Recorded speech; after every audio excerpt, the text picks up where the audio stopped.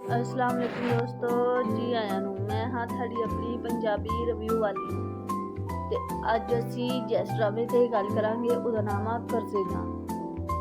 ਕਰਜ਼ੇ ਜਾਨ ਦੀ ਕਹਾਣੀ ਇੱਕ ਵੱਡੇ ਫੈਮਿਲੀ ਡਰਾਮੇ ਤੇ ਇਮੋਸ਼ਨਲ ਟਵਿਸਟ ਦੇ ਨਾਲ ਭਰੀ ਹੋਈ ਹੈ।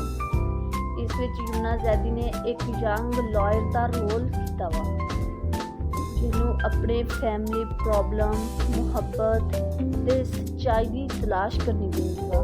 ड्रामे की कहानी विच ट्विस्ट ने जो ऑडियंस नूं अपने नाल जोड़ के रख देगी। यमुना ज़ैदी, उस्मान खान ते निमरा खान ने अपने रोल बहुत अच्छे तरीके नाल निभाए वा।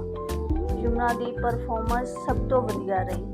वो अपने करैक्टर के हर इमोशन नूं अच्छे तरीके नाल दिखांदी वा। उस्मान ते निमरा दी एक्टिंग भी बड़ी सॉलिड सी, ਜਿਹੜਾ ਡਰਾਮੇ ਦੇ ਇਮੋਸ਼ਨਲ ਮੂਮੈਂਟਸ ਨੂੰ ਹੋਰ ਵੀ ਜ਼ਬਰਦਸਤ ਬਣਾ ਕੇ ਦਿਖਾਉਂਦੀ ਵਾ। ਡਰਾਮੇ ਦੀ ਡਾਇਰੈਕਸ਼ਨ ਬਹੁਤ ਚੰਗੀ ਵਾ।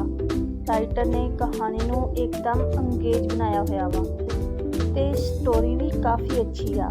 ਹਰ ਐਪੀਸੋਡ ਵਿੱਚ ਕੋਈ ਨਾ ਕੋਈ ਨਵਾਂ ਟਵਿਸਟ ਤੇ ਨਵੀਂ ਟੈਨਸ਼ਨ ਬਣੀ ਰਹਿੰਦੀ ਆ ਜਿਹੜੀ ਦੇਖਣ ਵਾਲਿਆਂ ਨੂੰ ਆਪਣੇ ਨਾਲ ਜੋੜੇ ਰੱਖਦੀ ਵਾ। ਡਰਾਮੇ ਦੀ ਕੈਮਰਾਗ੍ਰਾਫੀ ਵੀ ਕਾਫੀ ਚੰਗੀ ਵਾ। ਸੈਟ ਡਿਜ਼ਾਈਨਿੰਗ ਬਹੁਤ ਚੰਗੀ ਵਾ ਜਿਹੜੀ ਕਹਾਣੀ ਨੂੰ ਇੱਕ ਰੀਅਲ ਟੱਚ ਦਿੰਦੀ ਵਾ। ਜਿੱਥੇ ਵੀ ਸੀਨ ਸ਼ੂਟ ਕੀਤਾ ਗਿਆ ਵਾ ਉਹ ਲੋਕੇਸ਼ਨ ਬਹੁਤ ਵਧੀਆ ਦਿਖਾਈ ਗਈ ਵਾ। ਮੇਰਾ ਓਪੀਨੀਅਨ ਕਰਜ਼ੇ ਜਾਨ ਡਰਾਮਾ ਇੱਕ ਬਹੁਤ ਹੀ ਚੰਗਾ ਤੇ ਇਮੋਸ਼ਨਲ ਡਰਾਮਾ ਵਾ। ਅਗਰ ਤੁਸੀਂ ਇਮੋਸ਼ਨਲ ਸਟੋਰੀਜ਼ ਨੂੰ ਪਸੰਦ ਕਰਦੇ ਹੋ ਜਿੱਥੇ ਫੈਮਿਲੀ ਰਿਲੇਸ਼ਨਸ਼ਿਪ 'ਤੇ ਗੱਲ ਕੀਤੀ ਜਾਵੇ ਤਾਂ ਤੁਸੀਂ ਇਹ ਡਰਾਮਾ ਜ਼ਰੂਰ ਦੇਖ ਸਕਦੇ ਹੋ। मैं अपने देखने वालियां नूं ये ड्रामा जरूर रिकमेंड करूँगी। कमेंट 'च अपना ओपीनियन दस्सिओ ते वीडियो नूं लाइक, शेयर ते सबसक्राइब करना ना भुल्लिओ।